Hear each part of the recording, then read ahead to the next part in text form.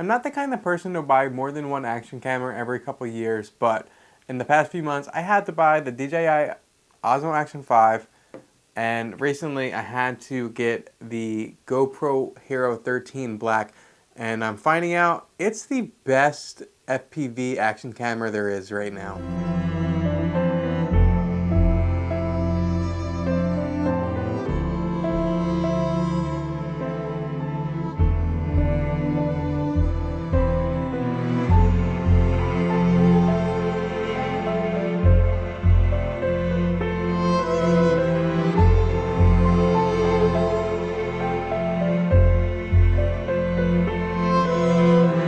If you guys don't know who I am, my name is KrisLuckPhoto. I'm a wildlife photographer and drone pilot here in Kodiak, Alaska. I make videos like this here. To give a little backstory, I bought this Action 5 Pro after I crashed my drone with the GoPro Hero 10 Black on it. So that's like 3 or 4 years ago I bought the last one. This is the Action 5 Pro, and I honestly didn't have issues with it, and I preferred it. It had the magnetic mount. I like the system that it has, but over the past few months, DJI did something to this or what, but there's been some crazy jitters that are just kind of unrecoverable, especially if you've shot in with the Rocksteady on. You can't recover them. I found out, thanks to some YouTube comments in my last video, that you can fix some of these jitters with the low pass filter and GyroFlow, except the issue there is you'll still notice a little bit. It's definitely usable, but it's not as solid as the GoPro 13 Black. So first thing I noticed is this thing flies really good right out of the box. You don't have to do anything. The best part about this GoPro is you don't have to turn off the image stabilization or change settings. You can basically shoot in whatever mode you want, and then GyroFlow will be able to convert it for you, and it captures the gyro data. So this one you have to make sure Rocksteady is off, or else your footage will be ruined if it's shaky. This one you can shoot with it on or off and it works just fine. I think the GoPro has a magnetic mount now. I think there's like a magnet here.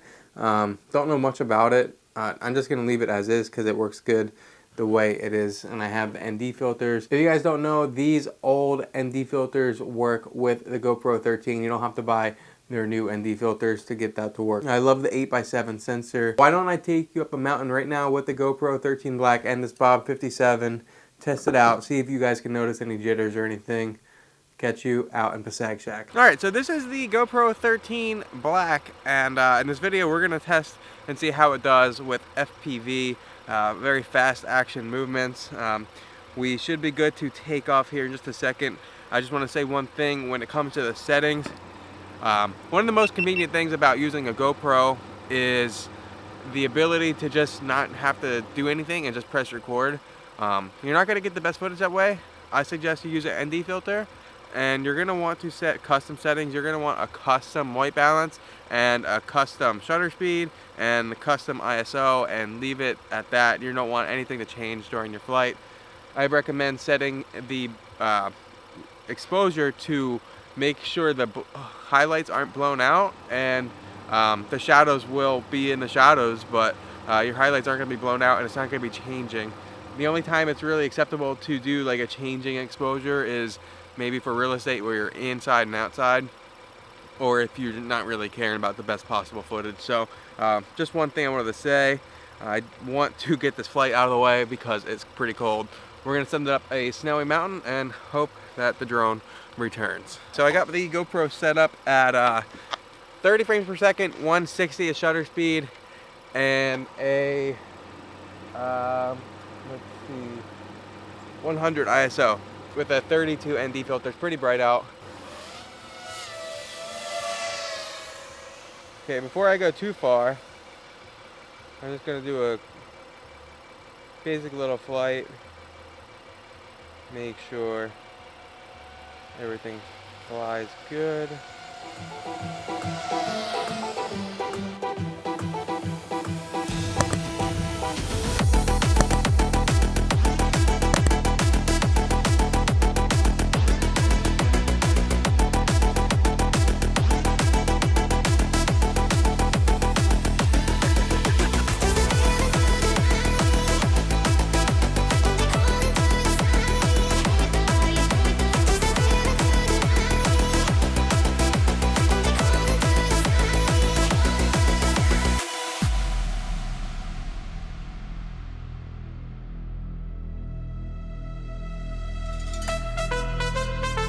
If you want to make your videos pop like this, it's all about shooting in log. You get way more color and detail, especially in the highlights and shadows. And if you want to take your color grading to the next level, check out my 3 presets with a link in the description below, and you can make your colors pop with one click.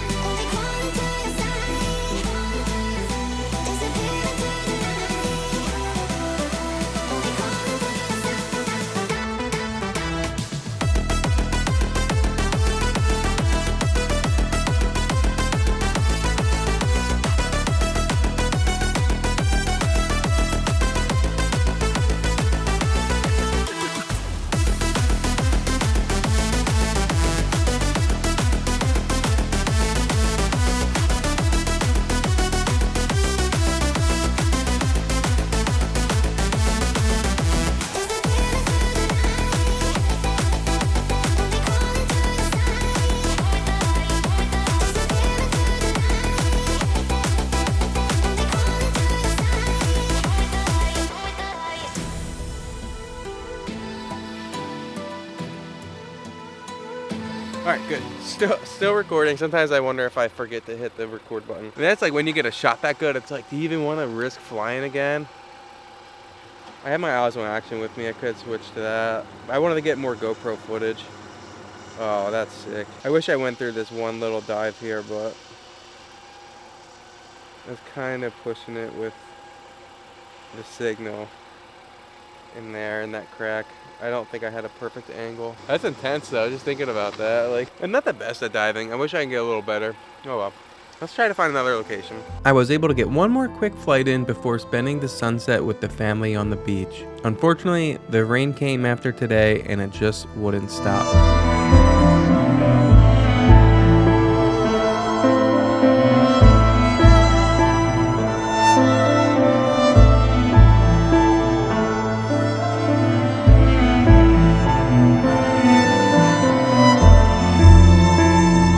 So I think that this definitely is going to be the best action camera these days. It records really well, really smooth.